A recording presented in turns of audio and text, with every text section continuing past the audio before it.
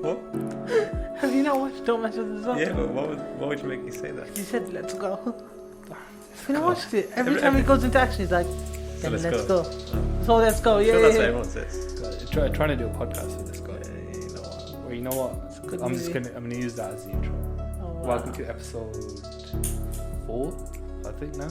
Yeah, definitely 4. I'm in episode 4 of the chart. No, God. You know, it's staying in. The Clear Thoughts podcast. Nice. We already flopped. Start the episode. I like that recovery. You know what? We've had a 2-week break, and it's all just gone out the window. We're not pointing any fingers, but I'm looking very intently outside right now. Wow. Yeah. Life happens sometimes, guys. I apologize for the break in communication. Letting the fans down. But we're back. We are back. Bit like we ended last episode saying we're going to do a movie review episode, and not to let anyone down, but that is not happening today. Next week. It's coming. But yeah, it's been an interesting 2 weeks since our last episode. And lots gone on, especially in America. Someone's made a comeback. Side, are we? Are we going about David Blaine? Oh, we might be on about David Blaine. Yeah, because we mentioned him on the previous podcast that he was going to be doing one of his amazing new tricks, and this was to simply hold balloons and fly off into the air. And amazingly, he pulled it off. I mean, I missed the live stream, so I forgot what time it was because the dates changed due to weather and stuff. But then I caught up once I found out he was doing it, and I didn't really go into, because they did explain the first hour of it of the live stream on YouTube. Yeah. They went into the science of it and the team and everything, and it was a bit long. So I just skipped over that, trying to see him do it. Get to them, but I thought it was quite sweet. He had his daughter there, and she was heavily involved as well. Like, he made her part of that. But when he flew off, it did look like magic. I still ain't seen it. It's crazy because when you watch it, because he goes so high, like very slowly, gradually. 23 and a half. No, 24 and a half. 24. What? And he goes right to the end, and the guy's like, wait, 3 more seconds to hit 25. When I saw it, I think it was 24,900. Yeah. And everyone's saying, you're good to go. And he was, yeah. And he pulled the... And then the other guy's like, no, wait. 200 more feet. Very nice. What, 24 what? 100 feet. He wanted to get 25,000. 1,000. He wanted to get 25,000, as a limit, but I think he made to 24,900. I think he went to 24. At what point do they start to pop? That's the thing. I'm assuming they're really well built. They didn't pop. They're really well made. No, but I'm sure when they get to a certain point in the atmosphere, they pop, right? Oh yeah. They must be then past that limit then. But that's just me referencing Kingsman movie. Don't know if you've seen it. But I need to watch it. It's, you know what it is, especially like when you look at the YouTube comments, right? It's something that looks simple, and when people are commenting, oh, it looks simple, it wasn't that. But if you follow David Blaine and all of his other tricks or extreme stunts have built to this, his breathing techniques, he was using them. He was going so high, he had no apparatus. He had nothing. Literally, he just had an oxygen tank, and he was at 25,000 feet. Yeah, he couldn't use it. So that much. you could see that he was using breathing techniques and holding his breath. He is like endurance. He must be the mental fortitude. It's mad. He was very switched on, as in the whole process. Like, when should I pull the cord? When should I check this? Even more than the guys he had on the radio. Yeah, do you remember at one point they were like, loosen your strap, and they were like, actually you can't do it. He was like, yeah, I can. 1 sec. And then he just like sorted himself out. So did he have any safety equipment attachment, or was he literally just holding balloons and he went straight up? No, he had loads of safety kind of harnesses. No, but and if the balloons popped, he would have died. There was nothing else. Yeah, it would have been off balance. Yeah. When he let go of the balloons, he let off his parachute. So he did have a parachute with him. Yeah, but he was tied to the balloons. Oh, okay. Does that make sense? Yeah. He went up, I think, 5,000 feet, and then he kind of brought the parachutes were in the balloon, so he kind of brought the parachute down and put it on midair. Oh, okay, I see. Which is kind of mad. Because as Saeed said, he wanted to make it look simple, like just a guy holding balloons. Yeah. But obviously, there's so much more around it. I think I've seen the picture of him going. It looks ridiculous, but fair play to him, man. You know what I thought he was going to do when he went to the top? I thought they were going to stop popping balloons. That'd And then instead, he just dropped. Like, he undid the last strap, and poof, he just free fall. Yeah. Just free fall straight out of the contraption. Fair play to So him. the balloons are probably still up there. I mean, because even watching it, my legs are shaking watching it because Yeah. he was so high and he was taking things out of his pockets, and, Yeah. like putting his gloves on, like way up in the air. I actually felt that, you know, at one point, especially when he was like right at the top and he was unbuckling himself. Yeah. I actually felt like, yo, this is kind of mad. And I feel like compared to his other tricks, I think this, I didn't get like his thoughts on it like once he hit the ground, but I think the feeling I got from him was, I think that must have been like his favorite trick to do. Because if you look at the ones he's done in the past, like the being in the ice and, you know, being underwater, he was in pain. And I'm not sure if he enjoyed them. Yeah, this one you could tell he liked it. Yeah. Like at the end, he just started like jumping up and down. It was pretty cool. Was he the one that stayed in the glass box in London? Yeah. Was that him? I think so. Yeah, that's sort of like, I can always remember that watching that on the news. Wasn't he like trapped in there for a week or something? I don't know. How I long? can't remember. Can't remember now. It was extreme. Yeah. It's his thing, isn't it? He just like does some ridiculous. Guys, is it still magic at this point? Was it real life? I think I saw spat a frog out of his mouth once. Yeah. That was the weirdest the thing I've ever seen. I think the way he understands his body and what he's capable of doing, kind of, like, you know, because not any ordinary human can do that. It just seems like magic, doesn't it? It's like when he does the fire and water trick. Like, he's just manipulating what he's regurgitating at a certain point. It's just kind of mad. It just takes so much work. Yeah. It's dedication to his art. He's got to respect it. Yeah. Maybe we should try something like that. What do you say? Let's dedicate ourselves to this podcast, guys. We are dedicated. Well, two of us are dedicated. Wow. Just I think this whole podcast Just start doing crazy challenges. will be trending soon, don't worry. No, we should do a challenge. What challenge? I don't know. Suggest a challenge, Yeah, guys. Suggest a challenge. Side will. Oh yeah, definitely. Front and center. Something really physical and like really physically demanding. Yeah, I'll represent the Clear Thoughts podcast. We're going to regret this. As long as it's doable, it might be done. Of course. You think our listeners wouldn't give us something doable? Yeah, of course. I have faith in our listeners. But yeah, David Blaine, he made a big comeback, to be honest, because he was a bit off the map for a while, and now he's everywhere in it. And he partnered with YouTube to do this. Yeah, it was like YouTube original. He's I think if you're of a certain generation, you probably have no idea who he is. Like, we know him because he was doing tricks when we were like younger and growing up. But like, if you've grown up in the last like 10 years, you probably have no idea who he is. Well, he has been doing like those mind tricks for a while. Yeah, with celebrities and doing small shows. I don't know if it's as big as he's ever been. It's probably the biggest he's been in a long time. Yeah, that's true. He's definitely got more of the younger fan base now, definitely, because I think the videos reach like 10 million views or something. Gee, that's quite a bit. It must be trending on YouTube. It is. It's pretty high up there as well. But do you know what's been trending more than that? Not to compare the two things, obviously, but I don't know if you guys have seen it. There's a Marvel tribute to my boy Chadwick, who unfortunately passed away, and it was quite sweet. I'm not gonna lie, the tribute they did for him. I need to see it. I haven't seen it yet. It's really good. It's definitely worth to watch.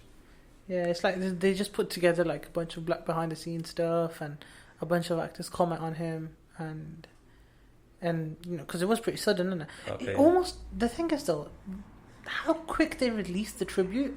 It's almost like they knew it was coming. I think they've known for a while. They must have known for a while. But it's I was watching a video of his that came out 2 weeks ago. I think he was encouraging people to get out and vote because the elections are coming out in America. Yeah. And you could see like he really like thinned out, and he's been looking at that for about 18 months now. See, people were giving him stick for that. Yeah, all these articles everywhere. Like, remember how like he used to do the one Wakanda Forever thing, and everyone like, oh, it's one Wakanda tomorrow because he looked really tired and drained. Yeah.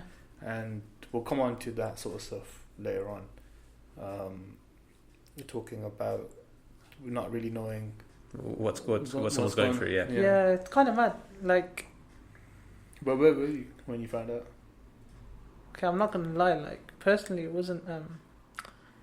momentous enough for me to load the time location. But I was probably in bed. I found out first. It was first thing in the morning. Yeah, I was probably in bed. I think I just saw it on. And saw it. BBC Rest in News. peace. Yeah. And I was like, I'm so half asleep, so I'm like. It was the first news notification I got on my phone straight away. Oh, okay.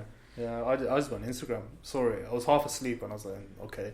We went on Twitter and then just bang. To be fair, normally, right, with celebrities dying and stuff, for me personally, it's a very meh thing because they don't really affect me much. It's not something like.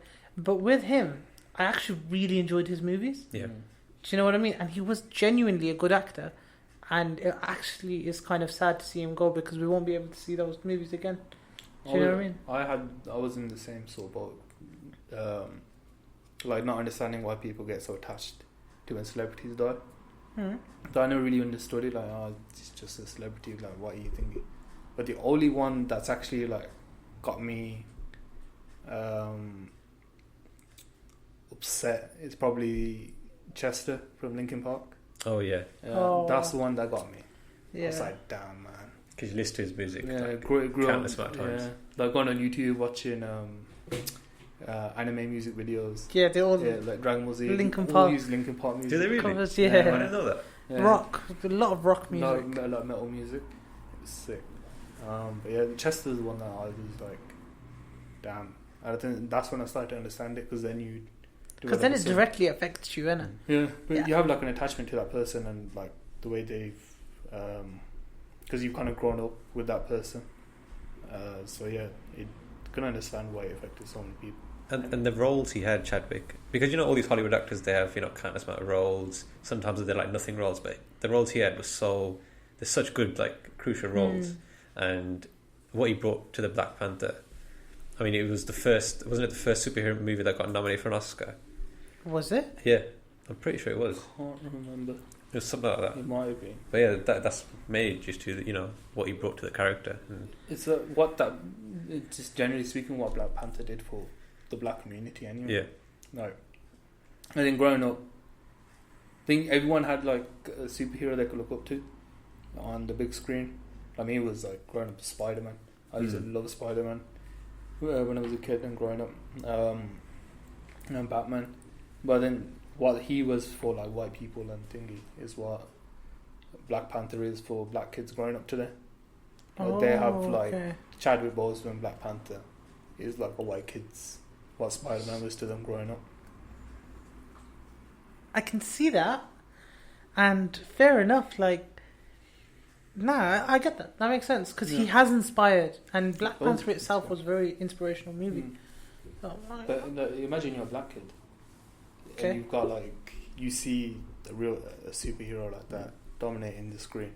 It must be such a big thing. Of course, because a lot of the things like in movies, especially superhero movies, is how like the audience reflects themselves onto those characters, and situations like that it makes it much easier. I can relate to that sometimes because it's like when you see like a saying on TV, or just a brown person in a in a film they don't expect. Yeah. You just point out, damn, it's a thing.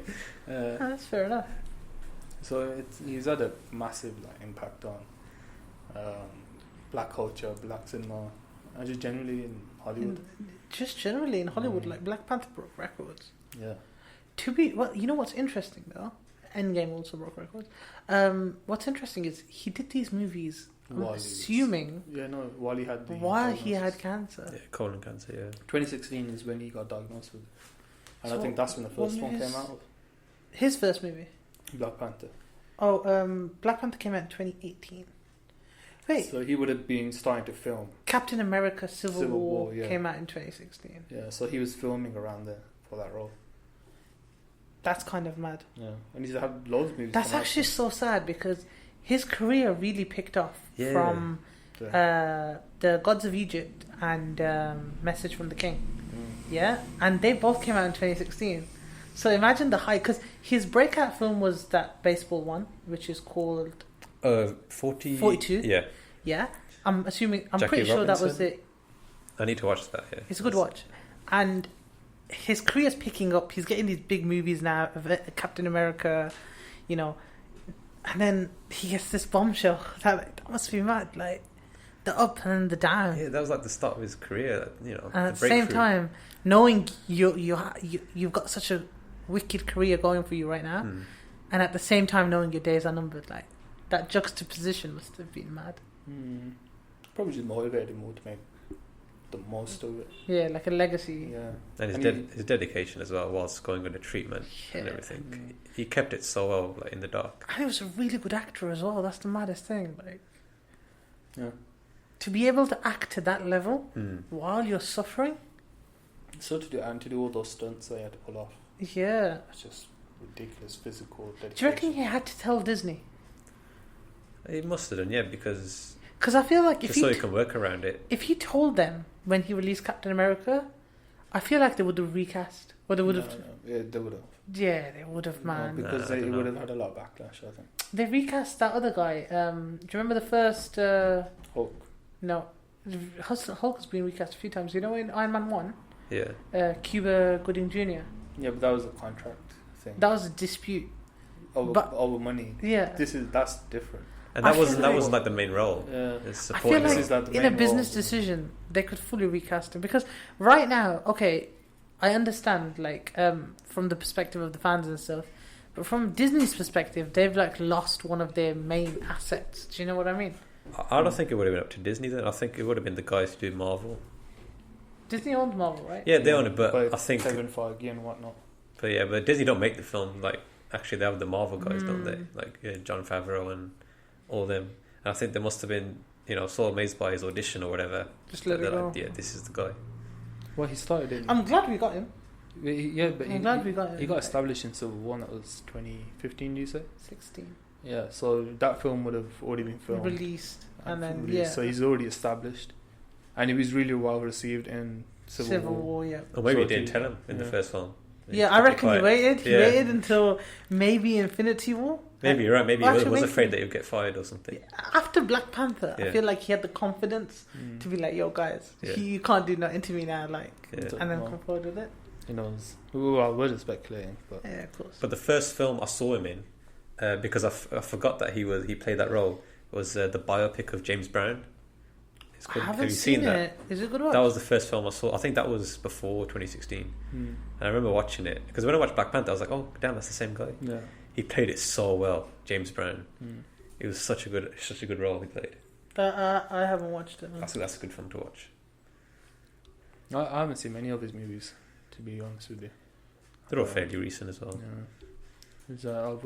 I think I've only ever seen him in the Marvel stuff. I would recommend Message from the King and 42. We'll give it a watch. Message from the King is like, no spoilers, but it's pretty cool. What's that about, Message from the King? He arrives in New York, and no, he arrives in Cape Town. I can't remember where he arrives, but he arrives in the city, and his sister's gone missing, and he starts looking for her. It's pretty good. Like no spoilers, but like he finds her and like he helps her out. Hey, no spoilers. Just that's legit the first 20 minutes. It gets better. Oh, okay. So that's not the main crux. No. I'll lay you off. I'm not. It's a whack. Sorry, I'm spoiling. I'm sorry, guys. I don't want to spoil it for the viewers. I'll tell you after recording. You already has, but okay. It's only the first 20 minutes. It doesn't count. I'm not gonna lie. It might be the last two. I can't remember. I apologize, guys. But yeah. What can you do? The point I was making earlier about perception. How we treat people and not knowing what's going on in their life. Just calling back to episode 1 of the Clear Thoughts. Yeah, our first Clear Thoughts. Sonder, guys. Sonder. Do you want to remind people what Sonder means? Because I'm drawing a blank. Thanks for listening, Boops, to episode 1 of the Clear Thoughts podcast. I listened to it so much, I just forgot about it. Nah, it's that doesn't make sense. Nah, it's literally that though. We don't know what's happening in other people's lives, and we're always so quick as humans to just chuck out judgment and chuck out like comments, and you know what I mean. Like these, like it's like celebrities, right? Especially in America, the tabloids literally what they dress is like a whole page. Do you know what I mean? And these journalists just making little quips about him, like, oh, he's thinned out, this and that. It must have made that journey so much more difficult for him, even though it was already such a struggle. And from a journalist perspective, or someone passing on the street, it's just a quip. Like, it's not that big of a deal. But from the person who's suffering it, it's probably like magnified so much. And I think he turned off comments on his Instagram and started deleting pictures as well, because it was just getting so much. Oh, did you really? Sonder, guys, think about other so people. So he went the right way of not telling anyone about his when he got diagnosed. It was quite a surprise. Like when he passed away. Oh yeah. No one knew. He's young as that. Was only 43. Was he? Was he only 43? I thought he was older than that. No, I thought he was younger than that. Sorry, I meant to say younger. I thought my brain fizzed out. I thought he was in his like mid-30s, but even still, 43, no age to go. We can if we go back to Marvel and how they're going to move forward. So they were filming. Were they in the middle of filming Black Panther 2? I think they were filming Black Panther. But then if they knew, imagine they've already started filming with a new Black Panther, and we don't know yet. I don't know. Because they've released. I think are we on phase 5 now? What phase are we on? Phase 5, yeah. Phase 4 was end of Endgame. Because I know we've got. I don't get that. I don't understand that. What's with the phases? No. We're on phase 4 now, right? Because Endgame ended phase 3. Maybe. I think so. There's phases. So every Avengers ends a phase. So it's like moving into a different phase of the story. Oh, okay. So like we're gonna have the new Doctor Strange movie. Yeah. Guardians is gonna come out. We're gonna get new Guardians. Oh yeah. We're gonna get Black Widow. Did they release Black Widow? It was meant to come out in March, but because of Corona, they delayed it. And they haven't said when they're gonna. They haven't. They've been quiet. Like Disney's released Mulan. Yeah. Shout out, Disney paid £25 for it. This is like Black Widow compared to Mulan. Mulan's like. I actually think Mulan, because most of Disney's live action remakes have done numbers. I couldn't really care less about Black Widow. I don't think it's going to do as big of like a sale. I think it will. Black Widow is one of the favorite characters in Avengers, especially for like women. Yeah, it's like a big. If you're feminist, she's a big feminist icon. So, and she hasn't even got powers. It's just the skill set. Yeah, her skill set. I know what you mean. Like, I get that some people like her character, but me personally, I just think like, what's she even doing there? Do you know what I mean? Like, she doesn't have powers, and she ain't Batman. So. Batman, but she ain't Batman. Batman's different. You know what I mean? But she's more useful than Hawkeye. I think that's probably true. I'm not gonna lie. But that like, could be a debate. In front of Thanos, like both of them can't do nothing. Do you know what I mean? Like, what are they even doing there? But yeah, the next Spider-Man, the next Black Panther. But I imagine what you're looking at right now is probably going to change. They've announced these. Yeah, no, but because of Corona, when the they timeline. were meant to come out. Yeah. Let me pull up the timeline. Because filming for it, they may not have even started Black Panther 2 filming because of Corona. Yeah, so you're right. Initially, it was meant to be. This was meant to be the order. Yeah.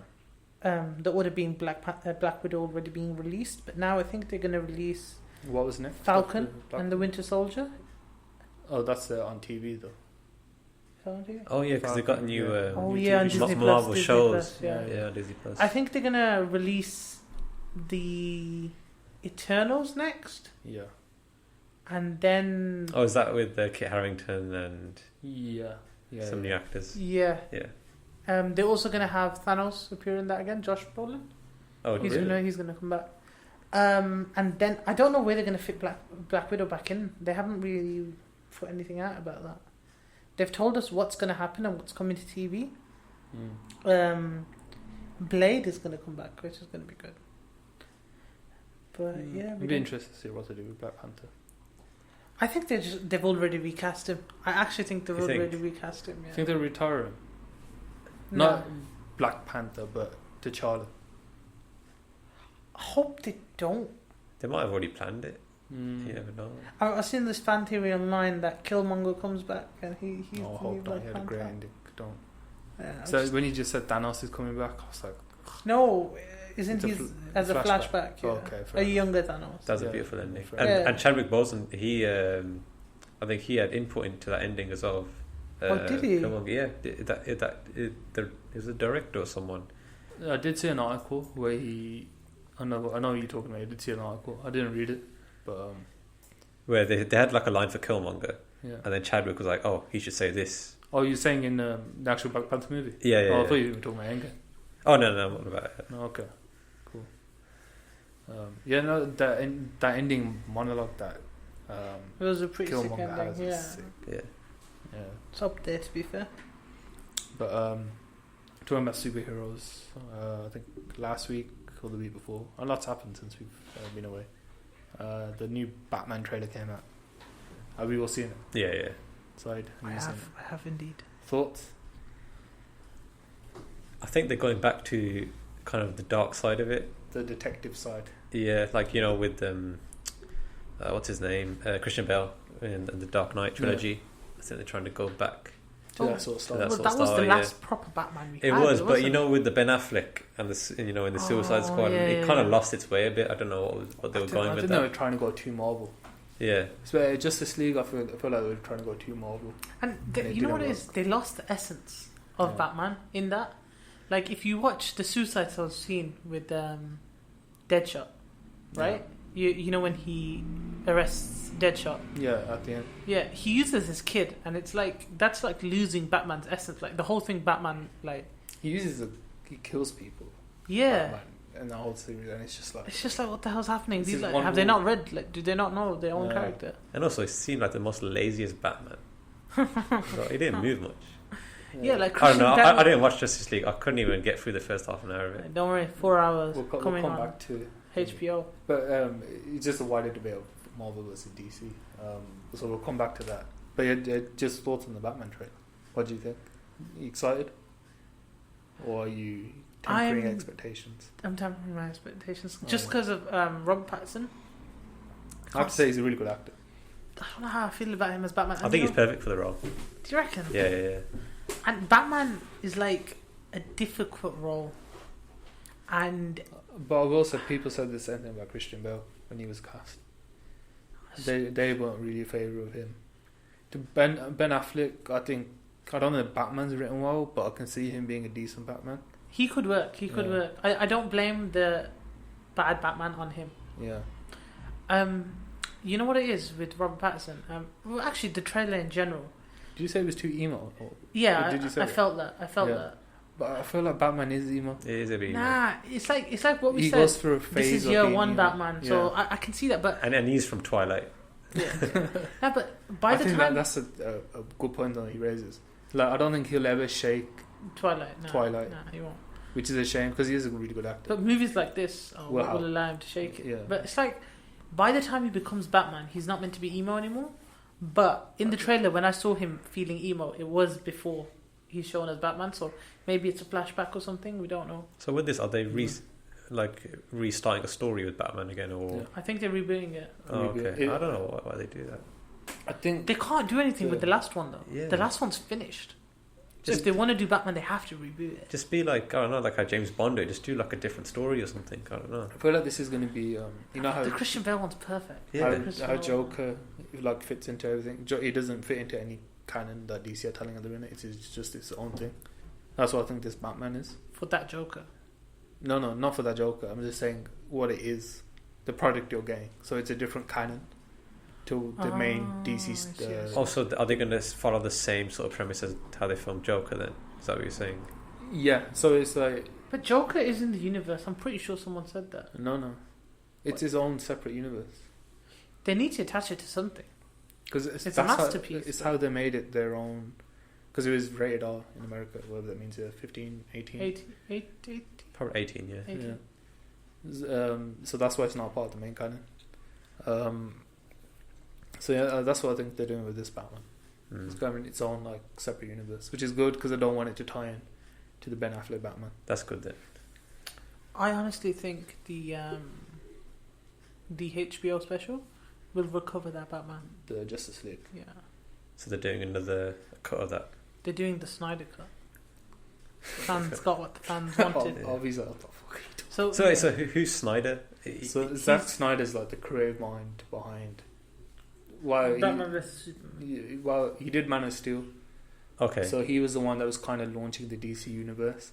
So he had this whole thing planned out with Man of Steel, how he wanted his Batman and everything done. But then his daughter got ill, I think. But before that, executives were getting involved. So when he had a different plan entirely for Batman v Superman, I think. But then the executives got involved and had cut things out. Yeah, like if you watch the extended edition, it's almost like a different movie. So I haven't seen the extended edition, but people said the extended edition of Batman vs Superman is a much better film. And then with Justice League, same sort of things were happening. Then his daughter, I think she got ill. No, she passed away. One of the two. I think she might commit suicide. Something happened to his daughter, so he quit. So he left. Then they brought in Joss Whedon. He did the Avengers to finish up the movie, but they did loads of reshoots, did script changes, a jumble. And you're left with the Justice League we got. I suppose when you got so many people with so many ideas, but because they shot so much, apparently they can make the original version again. So many leftover shots they didn't use. Yeah, so it's apparently a completely different movie. And from the trailer they released last week, it looks amazing. It looks completely different. The CGI is even different for I don't know how. It's almost like he came into a movie 70% done and said, "Okay, I'm going to scrap 40% of it, and then do a new 70%." Like I feel like that's what happened. I think that's just the magic of editing, because say you can make a shot look light and breezy or dark and mysterious. That's actually true. Just from editing. The endings, like the end bit of Justice League, where they're in that abandoned city, and it's defying what's his name, Steppenwolf. Yeah, and it's like this really weird color palette going on, like reds and whatnot. But it's actually, that scene is in the trailer. That little snippet of it is just normal black and like your normal regular color. Yeah, they just colored it fucking the original. I don't know what they went for. Like, it doesn't make sense. Like, Darkseid isn't mentioned. Nothing like. No, and he's like mentioned front and center in this. Yeah, I don't know. It's going to be interesting to see what they do. Who was the director of the Dark Knight trilogy again? Christopher Nolan. Christopher Nolan, yeah. Go. He's not coming back, is he? Go. Nah. He doesn't need to come back. He's actually completed. I'm gonna say it. It's completed life. He's completed the best superhero movies. Yeah. He'll just do whatever he wants to now. Say what you want, but I think they're better than the Avengers. They did the best, legit. I know, I agree. Whenever everyone's like the whole Marvel v DC debate, it's not really a debate. It's actually not. It's like, not a debate. You know what it is? Avengers is good. Like, it has these wow moments and it gives it to the crowd and everyone goes and it's wicked. But the Dark Knight trilogy, it has so many layers. Yeah, so many levels, yeah. You can watch it so many times and like more stuff comes out. Do you know what I mean? It's actually on a different level. And Avengers is so long. It's just so many films to follow. It's like one's for the masses and one's for the critics. Yeah. Do you know what I mean? Oh, that's 100% that's what it is. That's a good point. All I'm saying is. You see, do you remember what Martin Scorsese said last year? I think. Yeah. What did he say? When he was promoting his film, he's like he doesn't like the Avengers movies. They like theme park rides. Oh. If they would compare them, I can see that. He's not real cinema. That's what he said. Oh. Yeah. Ooh. That's a bit of a difficult one because they made so much money. I see what he says because it's like he's come from the generation of making movies like Goodfellas, Departed, legendary movies, Wolf of Wall Street, Departed, Raging Bull, like all these amazing like cinema films. Whereas like Marvel is just like it's just a bunch of pizzazz moments, action. Yeah, it's not like beautifully like filmed and that real directed. Storytelling. Yeah. That's like, it. You can't watch Marvel again and be like, oh, I never appreciated that. Most of the time, the new stuff you pick in is like small Easter eggs. Yeah. But it's nothing like, oh, that was going on, or that's a theme I didn't catch. Do you know what I mean? There's no complexity. It's a film that you just watch in the the background. Yeah. It just pass time. Or just whack that on. Yeah. It's something you'd sit down and just. Is that we're going to watch this all the way again? Yeah. I think we should do Dark Knight as a film review. Just finished a rewatch last week. I'm ready. Do a full like trilogy breakdown. It'd be wicked. Let us know if you want it, guys. I should have bought the box set. I remember when they released the first Blu-ray box set of Dark Knight trilogy. It's like years ago. Yeah. I should have bought it. Actually, no, I think I got that. Uh-huh. I think you did say I got the whole trilogy at home on Blu-ray. I think there's one Marvel movie that might come close. A bit of a cheat, but Logan. Oh yeah.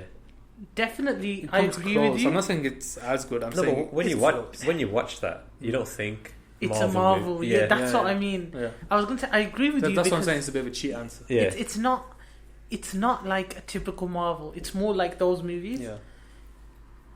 It's almost like Joker. It sits outside of the, even though it does tie in. It's so different in the way it tells its stories. Like, I'm pretty sure Logan's one of the only ones that's rated. Is it rated R? Rated R, yeah. Yeah, and you can tell like the whole audience is different. And dialogue's different. It was gruesome. It was raw. It was a good watch. It was actually a very good watch. What's his name? I'd say objectively probably the best Marvel movie.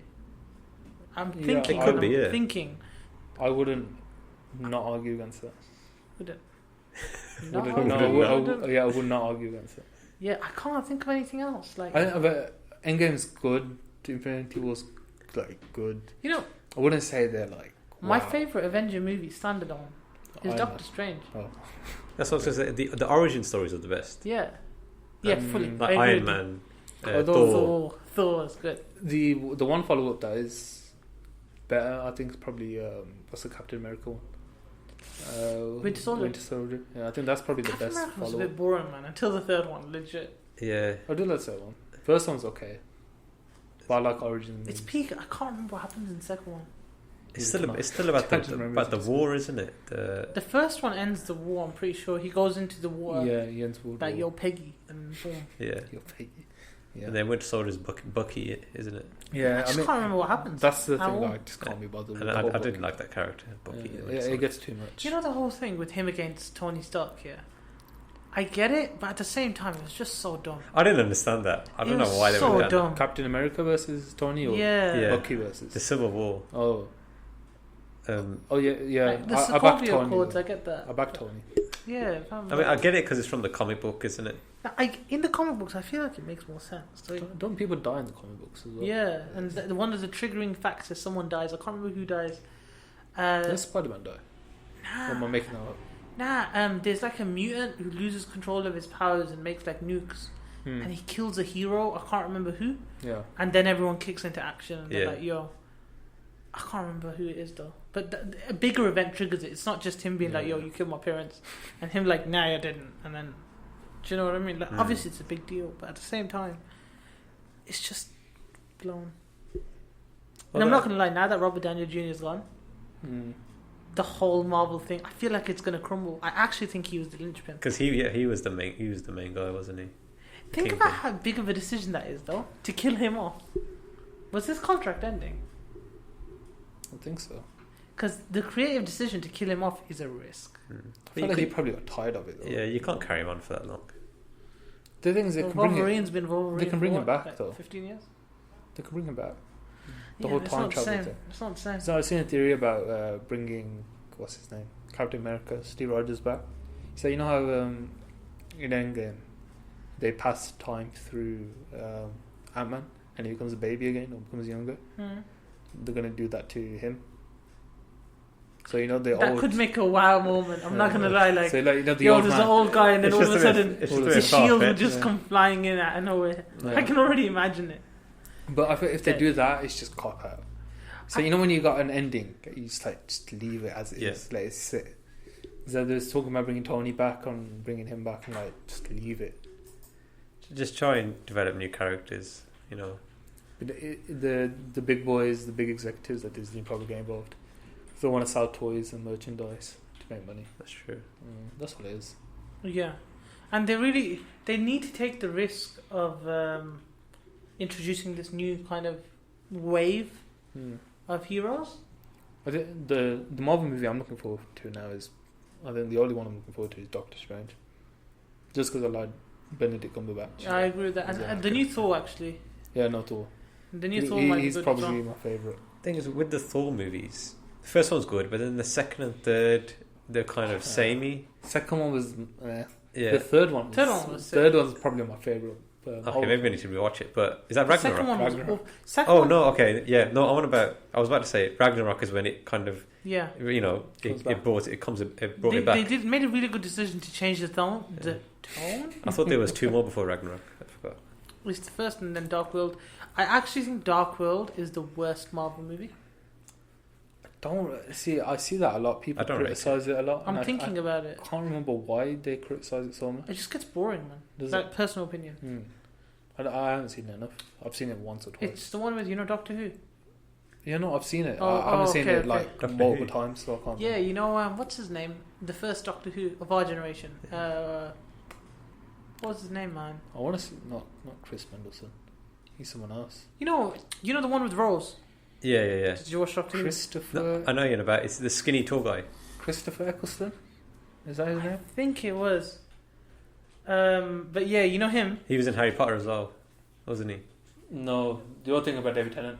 Oh, what about him? Yeah. Yeah, David Tennant was in Harry Potter. Yeah, the fourth one. It's like yeah. He starts like sticking his tongue out. His body crouch. So this is the guy before David Tennant. Then? The guy before David. This is indeed the guy before David Tennant. Christopher Eccleston, right? I think it was Christopher Eccleston. So he was in Thor: Dark World. He was in a lot of makeup. He's one of those dark elves they're called, I think. Yeah, it was Christopher Eccleston, 2005. What was the point you were making? Sorry.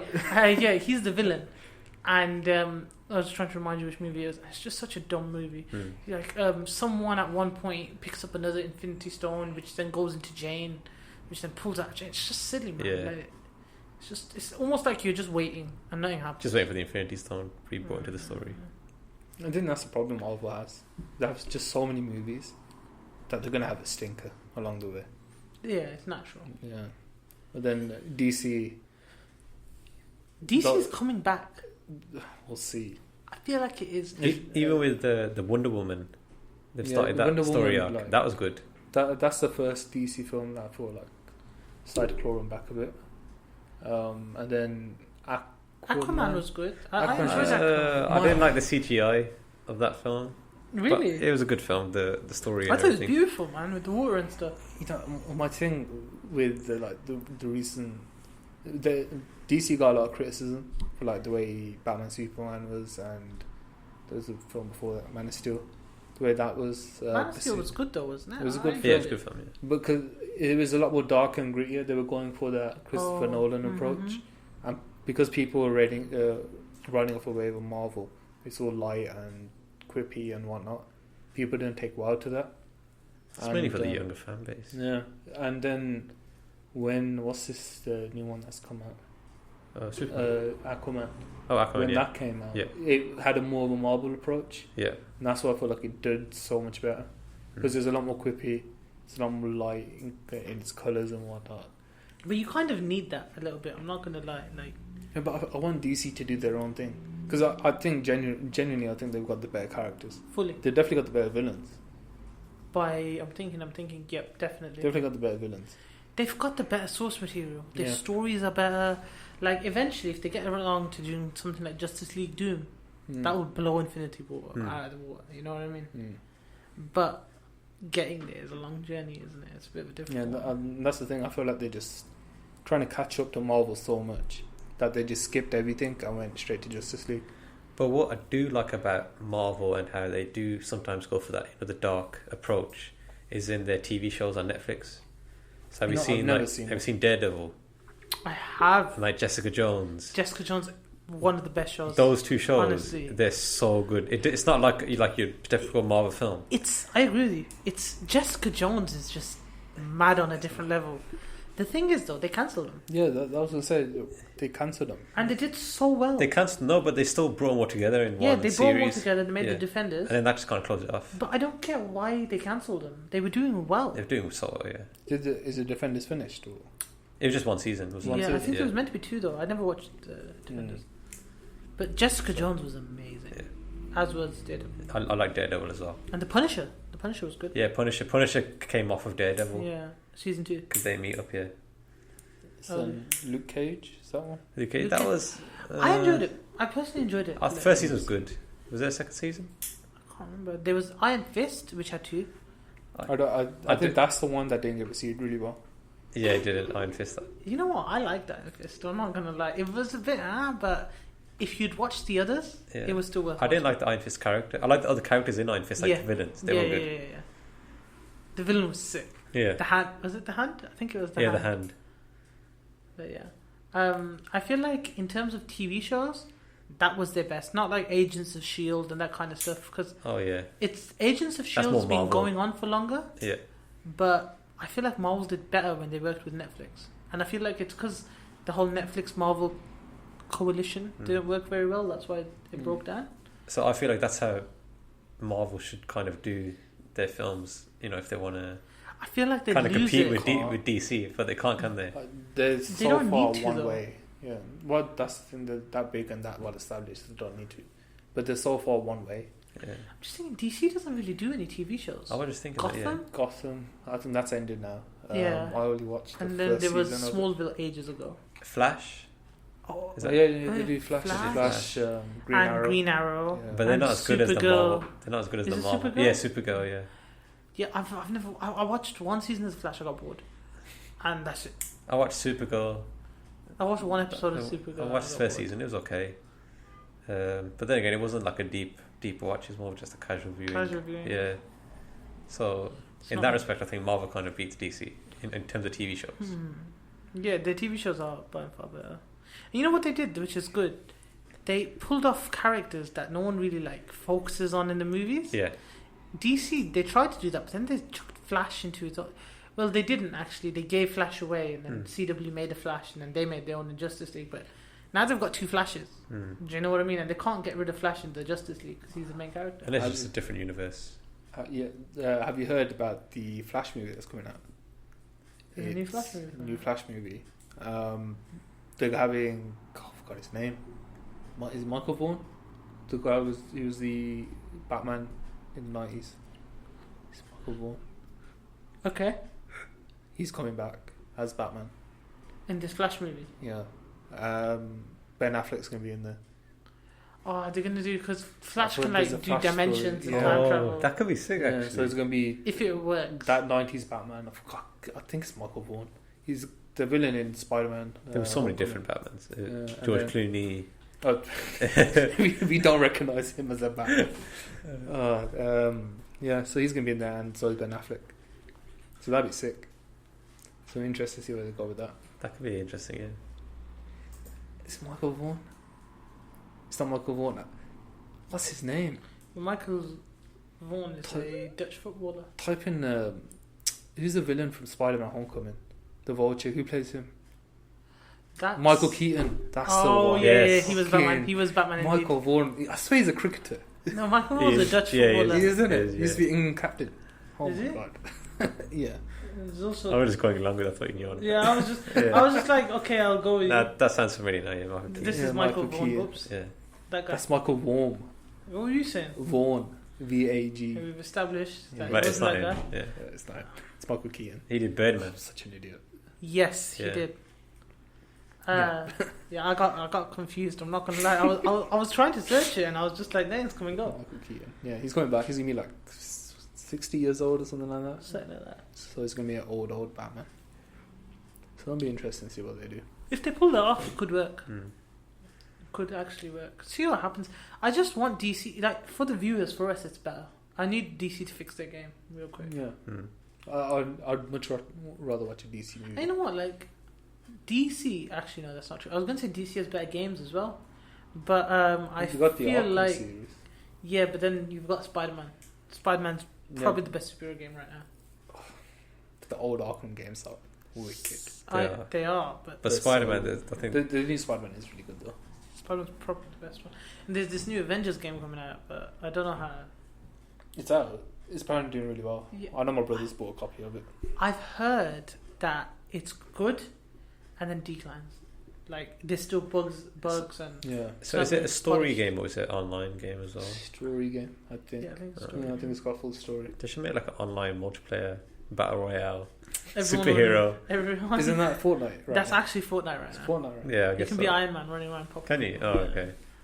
Yeah. Ain't nobody got time for Fortnite. So I've seen I've seen a little bit of the Marvel Avengers game, and it's just the graphics of it. I'm like, this is a They look end of weird. the gen PS4 game. Yeah. It should look like a But movie. apparently, Yeah, the story and stuff is really good, really good. from what I've heard.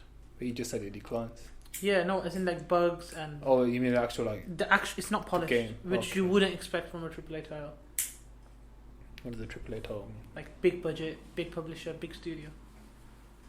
Reputable. They should do, say like, the Arkham series of games. They should do that on the next. Imagine that on the next gen consoles. That'd be sick. That'd be so good as a story game. There's nothing more to do. Yeah. Like that kind of detective approach. Yeah, it's kind of rinsed and repeat. It's been rinsed. To be fair, I played the recent Arkham game. Arkham Knight, is it? Yeah, I didn't play that one. I played the other ones. Yeah, I didn't like it. It was good for a bit. I heard it wasn't good, yeah. Yeah, after a bit, you're literally just blowing up tanks with your Batmobile. And it's, that's the issue people have with like a Superman game. Because like loads of like publishers and stuff want to do a Superman game. Because Superman's meant to be so OTT, it's not balanceable.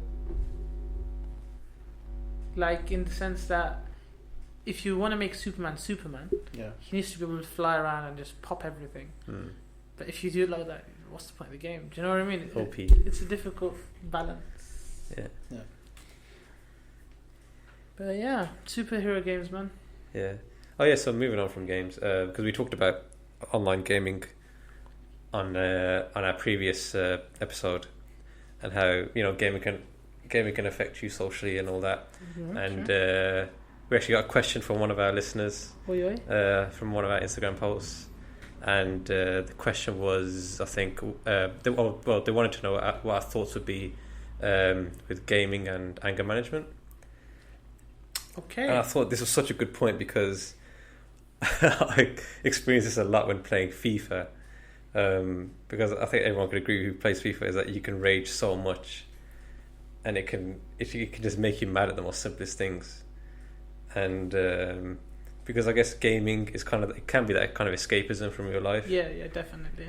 But then sometimes it depends on the game you're playing and the competitiveness. It can just add more stress and more anger. You know what I think it is, especially with games, with raging and stuff like that. Like aside from anger management, that's a different point. Like we'll come on to that. But like in terms of expressing your emotion, I feel like you're a lot more emotionally attached to it when there's another person involved. Yeah. So if you're playing FIFA against the computer and you lose, a lot of the time you're like, it's not that you're deep. just playing the computer. But when you're losing against one of your mates and it's going 3-0 and it's like 3-0 forfeit or something, it triggers you a lot more. Do you know what I mean? Especially if like there's stuff riding on the game. And I feel like that's one of the main aspects to the emotional attachment that games in general bring. Like multiplayer games where you have to rely on each other, like Warzone, right? If one person messes up, it can lead to a lot of like anger because you can blame that person for your loss. You can blame that person for your situation, and then it builds up because you like one Warzone game. You actually invest like 40 minutes. Like I'm not even taking the mic to get to the end. And then no indirect, but like you should play with books. Someone messes up. Yeah. I've got more wins than you have to point the blame. And you know what I mean? Like if your boy can't aim and shoot, like I've had these instances, right? No one aims, but the names will know who they are. Where I'm dying on the floor, and a teammate has literally walked up to me and jumped off the roof and then said, "Oh, I didn't see you," while they were looking at me, and I'm like, "Just look down." I've never actually done that. Yeah. Thankfully, Boops isn't that bad. But Boops is. I mean, emotions run high, innit? And you know what it is? It's just at that point, it's just silly. You know what I mean? If you can't look straight, then why are you playing? Do you know what I mean? Like, see, that's what I mean. Yeah, so that's another thing about gaming. I feel like it helps with anger management. Like going back onto anger management. Yeah. I mean, if you're not playing that sort of level of competitiveness in online, even if you are, like processing emotions helps. Do you know what I mean? I guess that kind of if you're bottling something up and you want to let it out a bit of anger, just take it on the game. It's better to shout at someone over a mic than I know this sounds weird, but especially if you don't know them, then walk up to someone in real life and shout at them. Do you know what I mean? Yeah, but obviously nothing abusive. Yeah, obviously. Totally against that. But also you kind of want to keep your emotions in check. Because say that you've just finished playing a game and then you come out of the game and you're just going on with your normal life, but you're still in that kind of angry mode that you might project onto other people around you. That's true. That's kind of what... Because without realising, you can still be in that mood. So I guess that's for something that at that point you just need to check yourself and just kind of take a break from it. Just know when to take a break from gaming if you're if you get too angry. I feel like I get you, and it does affect your emotions. Yeah. And I feel like the reason for that is how much attachment we put to these things. Because like I was saying before, like for example, I just said 40 minutes, like as a Warzone game, right? Yeah. But there's other games that can literally, like for example, let's use FIFA, right? To get to Division 1 can take you how many hours? I don't know. Like not hundreds, but at least tens of hours, right? Take up most of the year for some people. And then if you mess up right at the end, and you're going to be in a mood for at least a while. Yeah. Because you've attached so much time and effort to that. It's an achievement. Do you know what I mean? It might be a virtual achievement, but it's an achievement. And that attachment is what reflects the emotion you feel. Yeah, it's such a weird attachment. Yeah. Especially with this FIFA this year. I think it's the worst FIFA, by the way. Side note. Yeah, it's the worst FIFA. But, I remember saying to Bubs was out, like, I was playing FIFA this weekend. Completely raging. I'm not going to play anymore. But then the next day I'll be playing it again for some reason. It's always the way with FIFA. So I guess that's sort of attachment as well. It feels like a game that you never played. Even if you lost, you wouldn't care that much because you're not that attached. Do you know what I mean? I feel like that's with most things, generally speaking, and like the way we are at the moment. I've recently gotten back into playing Call of Duty. But I haven't touched it for like 5 weeks. And I think on Thursday or Wednesday, I just picked it up again and started playing. See, so I think it's important to take that break, just to know to take that break. Yeah, I agree with that, definitely. Because it can be a bit too much. Yeah, man. You know what it is? These like media things we have, like games, movies, all of that stuff, they fully affect us, like our personality, even our development to an extent. Like if you look at kids playing these games, the amount of hours they spend on these games, it affects their development and how they grow. And us guys, even as adults, like our opinions, like so many of like the prominent people we follow and stuff, due to these games, can influence our opinion. Do you know what I mean? Like this whole new wave of celebrities that's coming, and I just want to bring that onto our clear thought of today, actually. And it's kind of like what we were talking about before. This whole how we're attached and how it reflects, our attachments reflect like our emotions towards certain stuff. And I want to bring up a quote by the Buddha. Yes, we're going to reference the Buddha today. And the quote is that attachment is the source of all suffering. The exact quote I will put up in a second. Sorry, I'm having some technical issues, guys. No, so professional. You need to be on the ball side. I know. I do apologise. You need to be quick with that. The root of all suffering is attachment. That's the exact quote. Yeah. And I just wanted your opinions on that, really. Like, what do you think of that? Like, firstly, what do you think it means? And secondly, do you agree or disagree? The root of all sorrows. Suffering, but yeah, same difference. I wouldn't say that I completely agree with it. Okay, what? I don't know, you just put me on the spot. No, I kind of get it, and I kind of agree with it to a sense. So give us your opinion on it, and then we'll bounce off what you said. You can't suffer from something if you're not attached to it. Yeah, I kind of get that, Yeah, so you build that emotional attachment to it. Yeah, like you can't chop off my leg if my leg wasn't attached. No, I know that's the worst analogy. That's the worst one. But at the same time, if you really deep that analogy, it works. Can you chop off a leg that's not attached? Do you know what I'm saying? And that can be like attachment to anything, so like an object. Yeah. Or like your car, or and then it could be someone you love as well. That sort of attachment as well, emotional attachment. But then the other side of that coin is, do we need attachment? Is it possible to remove yourself from attachment to avoid that suffering? I don't think so, because attachment can be good or bad sometimes. Because even remember how we talked about goals in life and purpose? Mm-hmm. That can be sort of an attachment as well. It can. But then it's kind of like, we know we're going to suffer and we're willingly putting ourselves there for that suffering. Yeah, we still do it anyway. For the attachment. So we're kind of okay with this much suffering for this much attachment to this thing. Yeah. And I feel like that's the balance that we're kind of looking for. A way you can look at it is that you care about something. Yeah, and that's going to make you suffer. Do you get what I mean? Because it's good to care about something, that's the thing. It's like, okay, you guys haven't watched Umbrella Academy, but there's this thing, right, where there's a scene where a character, and I avoid spoilers, is going to forget about his wife because she has to go, right? And he's like, instead of forgetting about you, I'd rather suffer with your memory than forget all about you. Because he'd remove the suffering, he'd remove the attachment, but it's also he'd rather have that suffering if he could have that attachment, because it weighs more for him. And I feel like that's the approach that a lot of people take in general in life. Like, I'll do this and I'll be okay with it, and I know I'll suffer, like, potentially. Like, I'll get to know this person, I'll be with them. If they die before me, I'm gonna feel a lot of suffering, but it was worth it, because just to know him. Yeah. And I feel like that's our clear thought. That's a deep thought. I guess it's just important. Buddha, man. Yeah, it's just important to kind of let yourself know again, like, what are you attached to? They're not materialistic, are they? Buddhist people. Because isn't that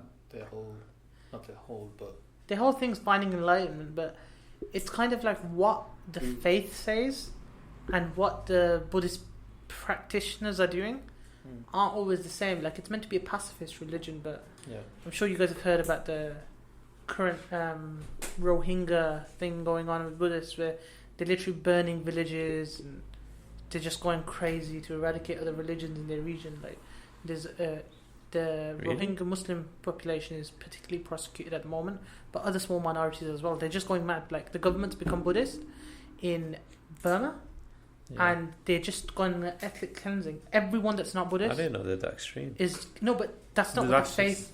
Not generalized. That's not what the faith practices. Yeah, no, yeah, because I didn't know there was that group. That region, ethnic cleansing on another level. Yeah. Like, the UN have recognised everything, and it's kind of like, that's why, like, when you said it, it's difficult. Like, the faith practices pacifism and stuff, but practitioners of the faith, like, they're never as good as the faith tells them to be, if that makes sense. Yeah, they're not. Every faith is like that. Yeah. But but with the attachment, it's not. Like, as we discussed, it doesn't have to be materialistic. It's just, it can be just someone you know, just something that you want to care about. Opinions below, guys. Let us know. Yeah. Is the suffering of the root of full suffering attachment? Was the Buddha right? Was he wrong? Opinions. Do let us know. Yeah, if we want to make this segment more engaging. So yeah, if you are listening. Yeah, it's good that we got feedback and a question in. So keep them coming. Yeah, keep them coming. We'll try and make an Instagram page more interactive, and hopefully we'll hear more from you guys. So yeah, we'll wrap that up. That was episode 4, and then we'll be back next week with arguably one of the greatest movie trilogies of all time. Go incoming. Don't worry about it. One to rule them all. Oi, oi. Spoiler. Yeah, see you on the next one. Follow our Instagram, Spotify, Apple Podcasts, Google Podcasts, wherever you are.